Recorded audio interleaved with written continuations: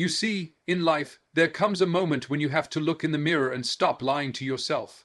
I'm not talking about the mask you wear for the world. I'm talking about that quiet voice inside you, the one you hear when the room is silent, when the phone is off, when nobody's around. That voice knows the truth. It knows the habits you keep making excuses for. It knows the dreams you keep postponing. It knows the version of you that's soft, the one that wants comfort instead of growth, the one that wants tomorrow to do what should be done today. The year is 2025. It's not just another number on a calendar. It's a chance, a brand, new stage for you to step onto, but you can't bring yesterday's excuses with you. You can't drag that weak version of yourself into this year and expect to win. That old version, the one that hits snooze when the alarm goes off, the one that scrolls instead of studies, the one that says maybe later instead of right now, that version has to go. You've got to be willing to outgrow your own reflection. You've got to confront the part of yourself that's comfortable being average. Success doesn't come to the comfortable. Growth doesn't come to the lazy. Nothing changes until you decide to kill off the habits, the doubts, the fears that have been holding you hostage. Listen, talent will open the door, but discipline will keep you in the room. Character will keep you standing when the spotlight goes dark. Too many people talk about wanting change, but they won't change their routine. They say they want greatness, but they keep feeding the weakness. You cannot rise while carrying the weight of your excuses. You've got to be hungry, hungry to be better than you were last year, hungry to stop blaming the past, stop blaming your parents, stop blaming the world. The weak version of you loves to blame, loves to point fingers, loves to say I can't because. The strong version says, I will, I must. Watch me. There will be nights you feel like quitting. There will be mornings when the bed feels too good to leave. That's the moment of decision. That's when you either feed the weakness or starve it. Every choice you make is either sharpening the strong version of you or giving life back to the weak one. Stop negotiating with the part of you that doesn't want to grow. Stop letting fear write your story. Stop thinking small. You don't get a second 2025. This is the one you've got. This is the year to walk away from the habits that have been stealing your potential. This isn't about perfection. It's about direction. It's about progress. It's about refusing to carry the same chains into the future. You've been given another sunrise, another year, another chance to prove to yourself that the weak version of you no longer calls the shots. In 2025, the fight isn't out there. The fight is in here. The enemy isn't the economy, the politics, the critics. It's the voice that keeps whispering, stay the same. You've got to shut that voice down. You've got to bury that version of yourself so deep it can't crawl back. Confront your excuses. That's where the real transformation begins. Most people never reach their full potential because they spend their entire lives defending their limitations. They talk about what they can't do instead of what they can. They rehearse their failures instead of practicing their strengths. The truth is, excuses are nothing more than stories we tell ourselves to stay the same. They feel safe, they feel comforting, but they are the chains that keep us tied to the weaker version of ourselves. If you're serious about killing that weak version of you in 2025, then you've got to stop negotiating with your excuses. Excuses come in many forms. Sometimes they sound reasonable. I don't have enough time. I'm too tired. I wasn't born with the right opportunities.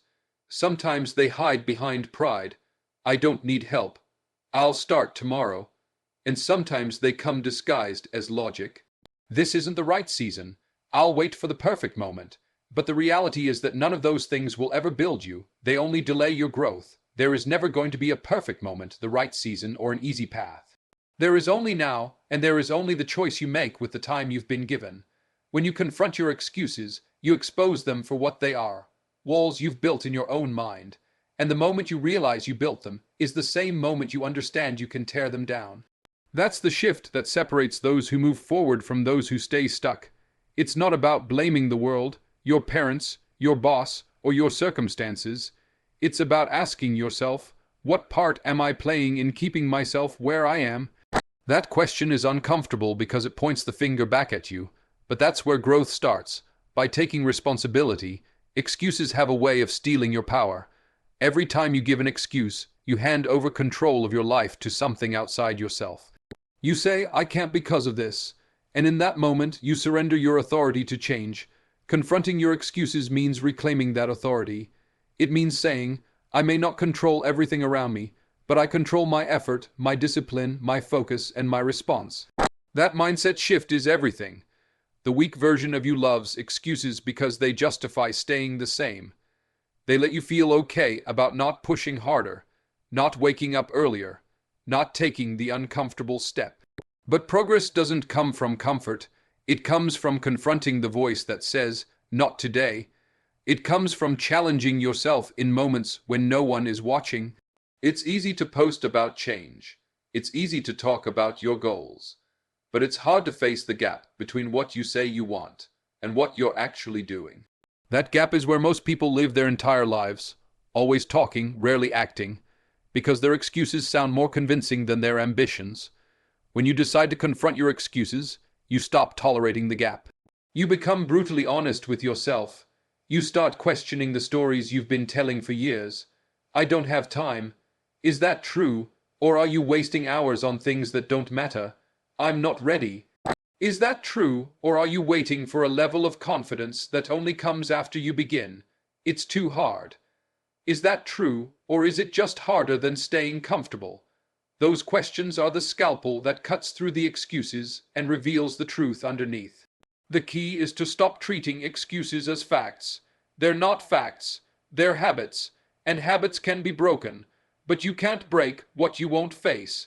That's why confronting your excuses is not a one-time event. It's a daily battle. Every morning when the alarm rings, you're either feeding the excuse or starving it. Every time you hit the gym, work on your craft, study a new skill, or resist the urge to procrastinate, you're chipping away at the wall your excuses built. That's how you start replacing excuses with action, and that's how you begin to kill off the weaker version of yourself that clings to them. Outgrow your comfort zone. That's the step most people resist, and that's exactly why they stay stuck in the same place year after year. Comfort feels good in the moment, but it's a trap.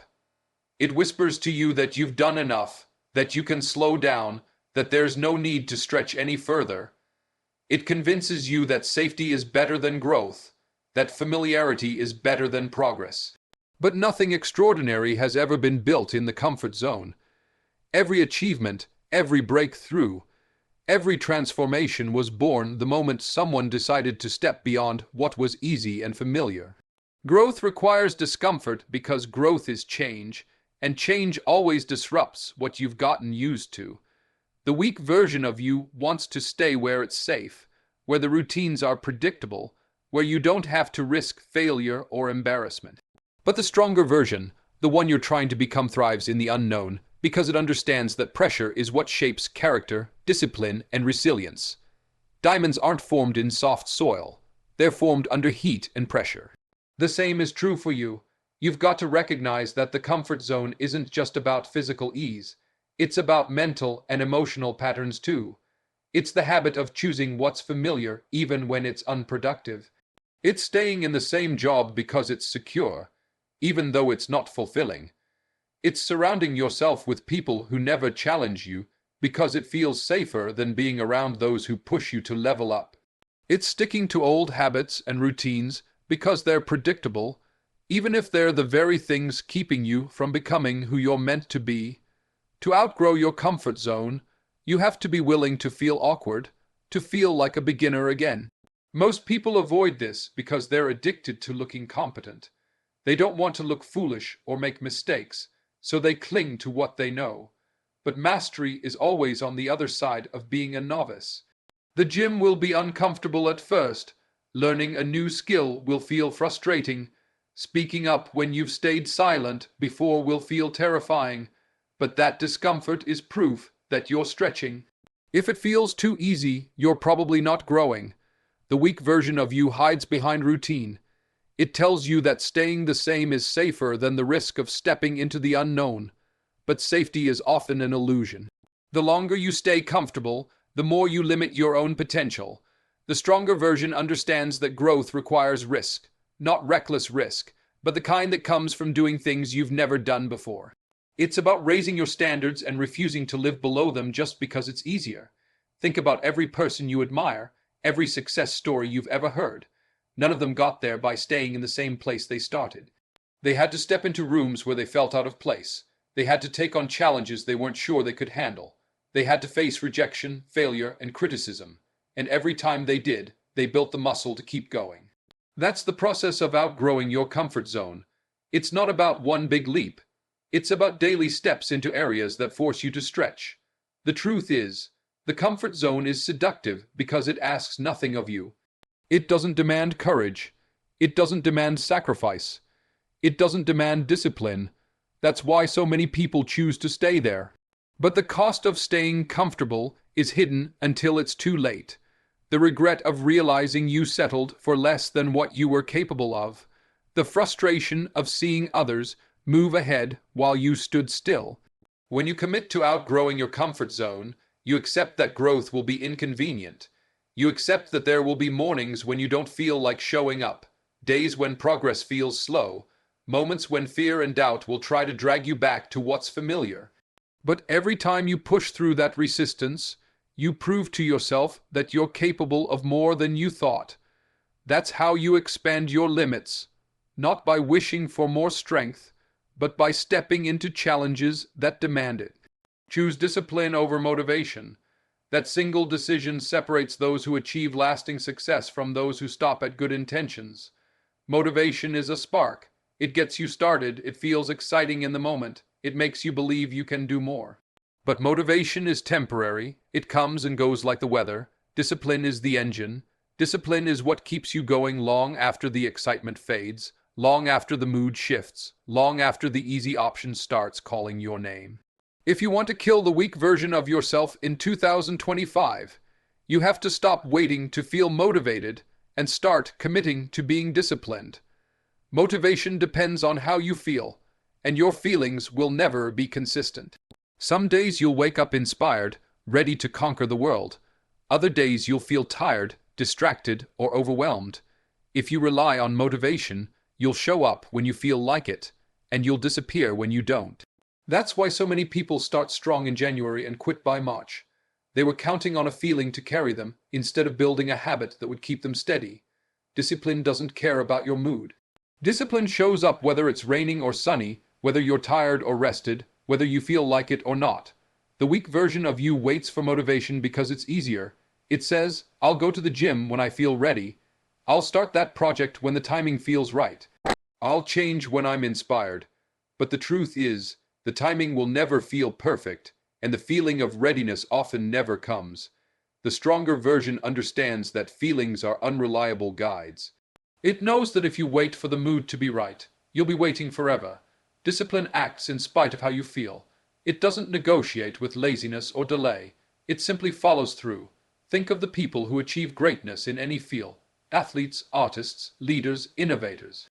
They don't rely on a rush of motivation to push them through years of hard work. They build routines. They create systems. They train themselves to do the work even when it's boring, even when it's exhausting, even when nobody's watching. That's the quiet, unglamorous power of discipline. It's not loud or flashy, but it's unstoppable. Discipline is built, not given. You don't wake up one day and suddenly have it. You earn it through small, consistent actions. Every time you wake up early instead of hitting snooze, you strengthen it. Every time you keep your word to yourself, you strengthen it. Every time you choose to focus instead of scrolling, you strengthen it. Those small decisions compound over time until discipline becomes part of your identity. It becomes the foundation you can rely on when motivation fails. One of the traps people fall into is waiting for the perfect routine before they begin. They think they need the right planner, the perfect schedule, the right environment. But discipline isn't about perfect conditions. It's about consistency under imperfect conditions. It's about doing the workout in a crowded gym, writing when you're tired, practicing when nobody is cheering for you. The more you act despite the obstacles, the more you train yourself to trust your discipline over your moods. The weak version of you loves to chase motivation because it feels good in the moment. It gets you hyped up, it gives you a rush, it makes you believe that change will be easy, but when that rush fades, and it always fades, you're left with nothing but the choice to either stop or keep going. That's the choice discipline answers for you. It tells you to keep going, not because it's fun, not because it's inspiring, but because it's necessary. Discipline is also freedom. It frees you from the ups and downs of your emotions.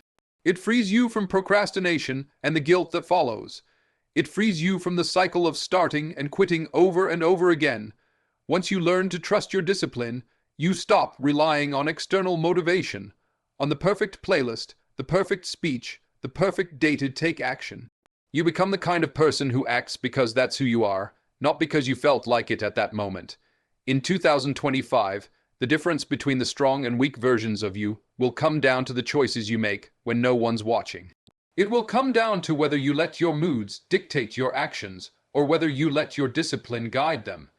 Every day you practice discipline, you train yourself to break free from the inconsistency that held you back before. You become dependable to yourself, and that dependability is what carries you through the long, difficult stretches where motivation simply isn't enough. Starve your weaknesses daily. That's the real work that separates a new version of yourself from the old one. Weakness isn't always loud. It's often subtle. It shows up as small habits that steal your focus, little decisions that seem harmless in the moment, but add up over time to keep you stuck where you are. It lives in the places where you settle for less effort, where you let your impulses guide you, where you give in to distractions instead of discipline. If you want to grow stronger, you have to stop feeding those parts of yourself that keep you small. Every weakness in your life survives because you've been feeding it. Procrastination survives because you keep giving it more time. Laziness survives because you let comfort win. Doubt survives because you listen to its voice. Fear survives because you keep backing away from what scares you. You can't expect to build strength if you keep giving energy to the very things that hold you back.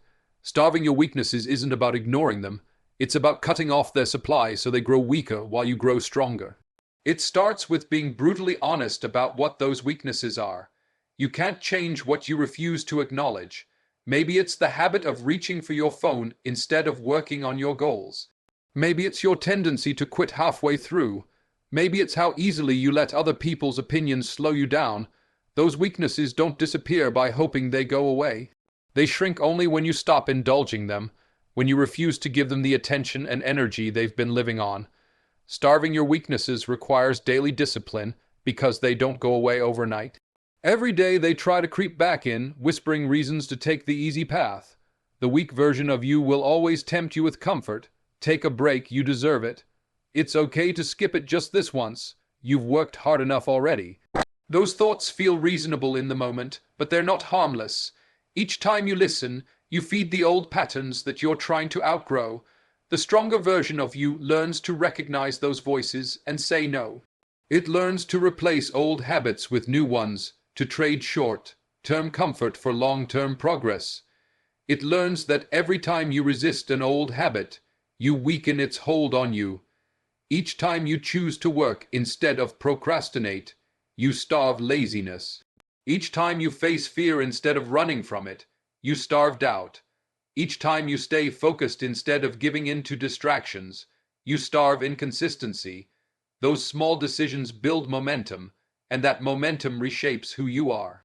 Many people think strength is about adding more effort, more work, more hours, but often it's about subtraction. It's about removing the things that drain your energy, the habits that waste your time, the thoughts that sabotage your progress. When you starve your weaknesses, you free up the resources you've been wasting on things that don't serve you. That energy can then be redirected into actions that build the life you want. Starving your weaknesses is uncomfortable because it forces you to confront parts of yourself you've been protecting. Maybe it's the comfort of old routines. Maybe it's the rush of instant gratification. Maybe it's the identity you've built around being the person who says, "I can't." Letting go of those things feels like a loss at first, but it's really an opening for discipline, resilience, and focus to take their place. It's important to understand that weaknesses don't starve in one big gesture. They starve through consistent neglect. Like a fire without wood, they fade when you stop feeding them. That's why it's not about occasional bursts of effort. It's about showing up day after day and refusing to give in. Progress isn't always visible at first. But over time, the voice of your weaknesses grows quieter.